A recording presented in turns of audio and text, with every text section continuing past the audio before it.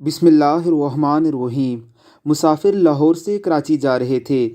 बस जब लाहौर से चल पड़ी तो फ्रंट सीट पर बैठे एक बुज़ुर्ग जो बहुत अच्छे कपड़े पहने हुए थे खड़े हो गए और बाकी मुसाफिरों से मुखातिब होकर कहा, मेरे भाइयों और बहनों, मैं कोई बेकारी या गदागर नहीं हूँ।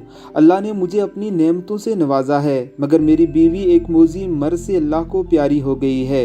कुछ दिन कबल ही उसकी वफ़ात हुई है और मेरी फैक्ट्री में आग लग गई है। मैं दरामद और बरामद का कारोबार करता था। मेरा तैयार शुदा सारा माल जलकर खाकस्तर हो गया है। फिर कुछ मुद्दत गुजरी कि मुझे दिल का दौरा पड़ा।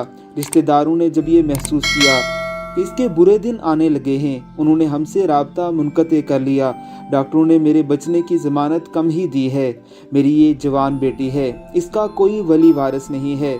कोई इसके दामन अस्मत को तार तार न कर दे, यही गम ज़्यादा खाए जा रहा है।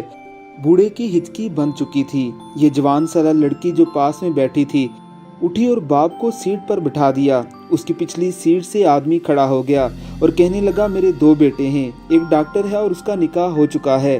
दूसरा जो इस शख्स के आगे बैठा हुआ है इंजीनियर है, उसके लिए दुल्हन की तलाश थी। मैं इस बुजुर्ग से दरख्वास्त करता हूँ कि अपनी बेटी का निकाह मेरे इस बेटे से कर दे। मैं वादा करता हूँ कि इस बच्ची को कभी बाप की कमी महसूस नहीं होने दूंगा। लड़का खड़ा हो गया और कहा, मुझे रिश्ता कबूल है। दूर आखिरी सीट पर बैठे मौलवी साहब भी खड़े हो गए। कहने लगे, ये सफ़र बहुत मुबारक सफ़र है। निकाह जैसा मुकद्दस अमल हो जाए, वो भी सफ़र में, इससे अच्छी बात क्या होगी। अगर लोगों को एतराज़ ना हो तो मैं निकाह पढ़ा दूँ। सब कहने लगे, माशा अल्लाह, सुबहान अल्लाह, अल्हम्दुलिल्लाह वगैरह वगैरह, और मौलवी साहब ने निकाह पढ़ा दिया। एक और साहब खड़े हो गए और कहने लगे, मैं छुट्टी पर जा रहा हूँ अपने घर वालों के लिए लड्डू लेकर, मगर इस मुबारक अमल को देखकर समझता हूँ कि लड्डू इधर ही तकसीम होंगे। बेशक दाने दाने पर लिखा होता है खाने वाले का नाम। शायद लड्डू तकवीनन लिए ही इसलिए गए होंगे कि इस मुबारक सफ़र में इस मुबारक अमल के बाद बांटे जाएं।